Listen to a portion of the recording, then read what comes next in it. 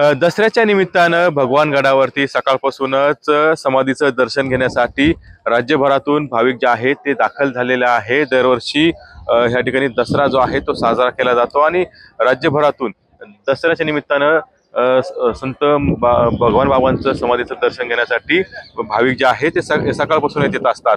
विशेष म्हणजे धनंजय मुंडे देखील थोड्याच वेळात दाखल होणार आहे। धनंजय मुंडे देखील दर्शन घेणार आहे आणि दुसरीकडे महंत नामदेव शास्त्री देखील दरवर्षी हा दसरा जो आहे तो साजरा करत असतात।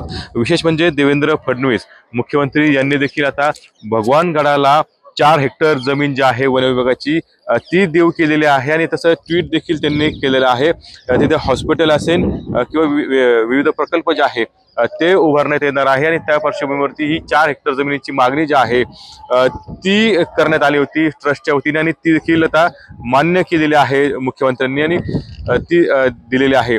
तर दुसरीकडे आता हे सगळे भाविक जे आहे ते दर्शन घेऊन सावरगाव येथे पंकजा मुंडे यांच्या मेळाव्याला जाणार आहे आणि त्याची तयारी देखील झालेली आहे। आपण बघतो की सकाळपासूनच ही गर्दी जी आहे ती भगवान गडावरती पाहायला मिळते आहे। कॅमेरा विकन कसं कुणाल जायकर TV9 मराठी अहिल्यानगर।